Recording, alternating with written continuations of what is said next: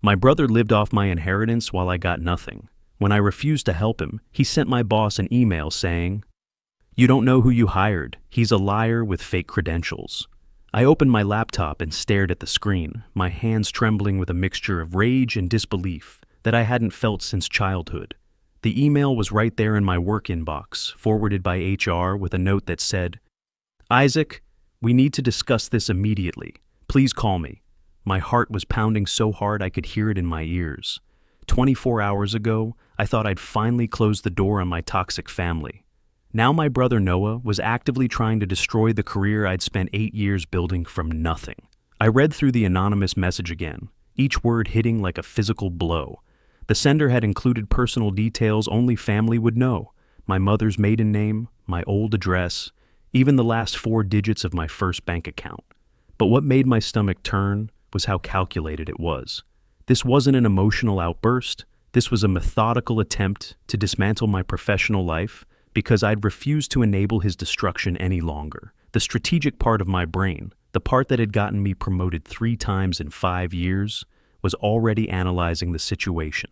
Noah had just made the biggest mistake of his life. He'd attacked someone who understood systems, documentation, and consequences in ways he couldn't even comprehend. More importantly, he'd chosen to wage war against someone who had been quietly observing and remembering his mistakes for decades. I leaned back in my chair and took a deep breath, letting the initial shock transform into something much more dangerous: clarity. For 32 years, I'd been the invisible son, the one who absorbed the family's neglect while watching Noah burn through every opportunity handed to him. But Noah had just crossed a line that transformed this from family dysfunction into something I actually knew how to handle: professional warfare. See, what Noah didn't understand was that my background in cybersecurity and data analysis had taught me to think several moves ahead of people trying to cause damage. My entire career was built on identifying threats, gathering evidence, and implementing protective measures before problems could escalate. I'd helped Fortune 500 companies survive corporate espionage, internal fraud, and hostile takeovers. My brother had just tried to play a game I'd been mastering professionally for years.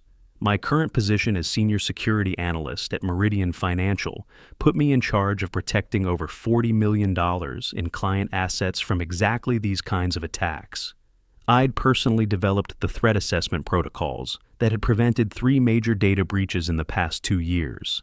The techniques I used to identify and neutralize external threats would work just as effectively against Noah's amateur hour sabotage attempt. More importantly, my professional network included some of the most skilled investigators, attorneys, and forensic analysts in the state.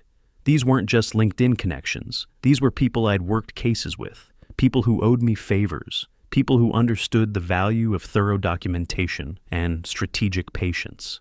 Noah was about to discover what happened when you targeted someone with both the skills and resources to fight back properly. My financial position was rock solid, something Noah had never bothered to investigate before launching his attack. 8 years of careful saving and strategic investments had built me a net worth approaching $400,000. My salary alone was $85,000 annually, with performance bonuses that had averaged another $15,000 for the past 3 years. I owned my condo outright, had no debt, and maintained an emergency fund that could sustain me through any professional disruption Noah might cause. But money was just one advantage. My real strength was information. Being the ignored son had taught me to observe everything and remember details others forgot. I'd spent years watching Noah's schemes, lies, and financial manipulations, never thinking I'd need that knowledge for anything more than protecting myself. Now I realized I'd been unconsciously building a case file against him for decades. The evidence I had access to was extensive and damaging. During college, I'd helped Noah write emails to creditors when he'd gotten in over his head with credit card debt. I still had copies of those messages, including ones where he'd lied about his income and fabricated employment details. There were screenshots of social media posts where he'd bragged about using fake documents to secure apartment leases. Most damning of all, I had records of conversations where he'd discussed using our grandmother's inheritance to fund cryptocurrency investments he'd never properly reported to the IRS. Noah's attack on my reputation was about to backfire spectacularly because he'd chosen to target someone who understood the critical difference between defensive and offensive strategies. I wasn't going to waste time defending myself against his anonymous accusations. Instead, I was going to systematically dismantle his ability to cause further damage while creating consequences he'd never anticipated. The first call I made was to Rebecca Torres, a forensic accountant I'd worked with on 3 major fraud investigations. Rebecca specialized in financial crimes and had helped me trace complex money laundering schemes for corporate clients. When I explained what Noah had done and showed her the evidence I'd accumulated over the years, her response was immediate and professional. "Isaac, what your brother did is attempted defamation with clear intent to cause professional harm," Rebecca said during our hour-long consultation. "But more importantly, based on these financial records you've shown me, he's potentially committed several federal crimes. The fake business documents, the tax evasion, the fraudulent loan applications, any one of these could result in serious legal consequences."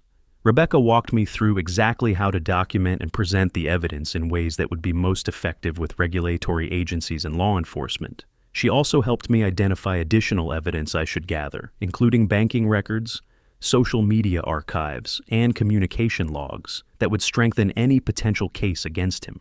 My second consultation was with Marcus Rivera, a cybersecurity specialist who'd helped me implement security protocols for high-net-worth individuals facing online threats. Marcus had extensive experience with corporate espionage and personal attack campaigns. His analysis of Noah's email revealed several crucial details that would help me track his activities and predict his next moves. "Your brother used a basic anonymization service, but he made several technical mistakes that make him traceable," Marcus explained. "More importantly, the personal information he included creates a clear pattern of harassment that escalates this beyond simple defamation. This is cyber stalking with intent to cause professional damages."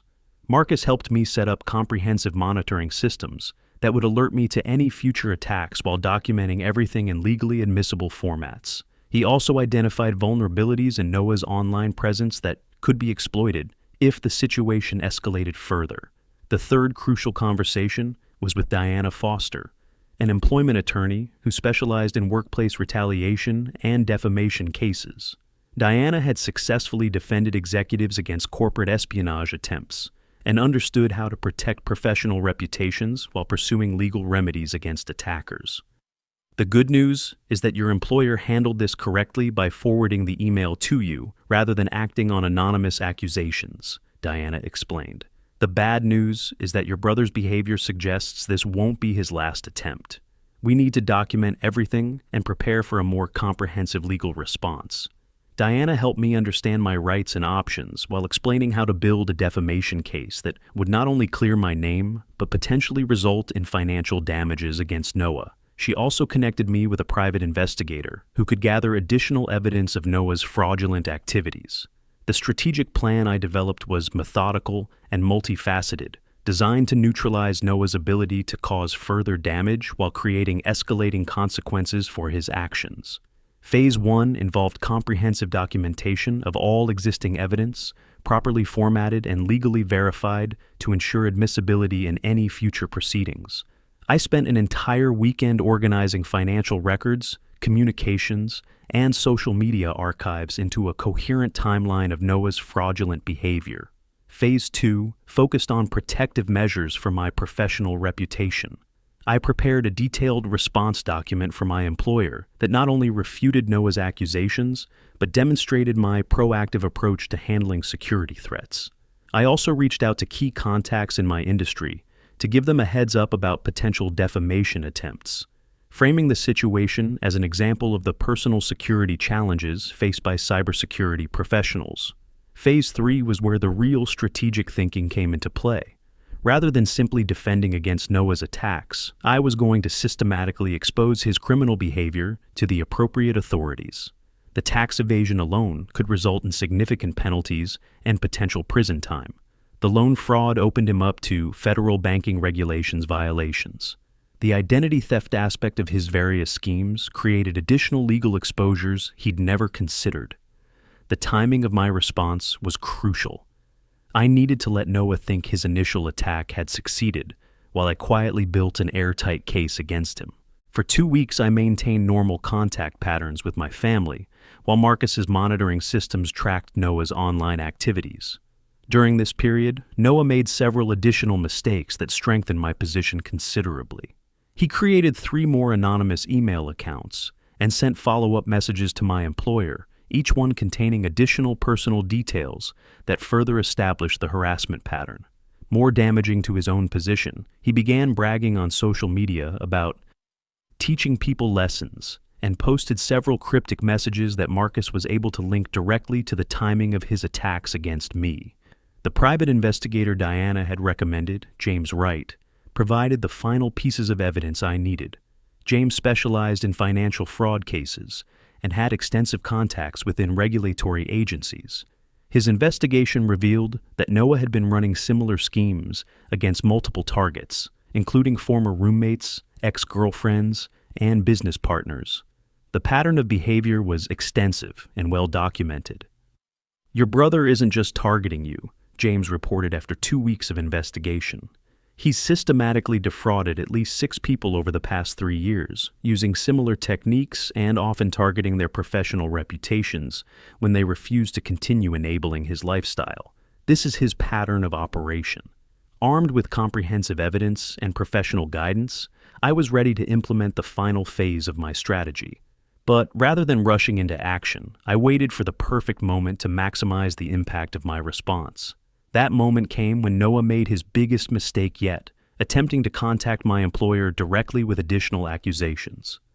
The consequences began manifesting immediately and were more severe than even I had anticipated.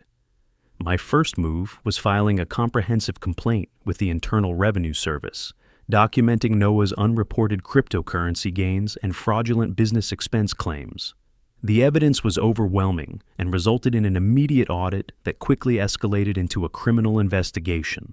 Simultaneously, I provided James's investigation results to the FBI's Financial Crimes Division, which opened a formal investigation into Noah's pattern of fraud across state lines. The multiple victims and systematic nature of his schemes elevated this above simple civil matters into federal criminal territory. The State Banking Commission received detailed evidence of Noah's loan application fraud, resulting in immediate sanctions and referrals to federal banking regulators. The false documentation he'd used for multiple applications created a clear pattern of intentional deception that carried serious penalties. Within 6 weeks, Noah was facing federal tax evasion charges, multiple counts of banking fraud, and a civil RICO investigation related to his systematic targeting of former associates. The legal fees alone were bankrupting him, and he had no assets left to pay for adequate representation. His social media presence, which had been full of luxury lifestyle posts just months earlier, went completely silent.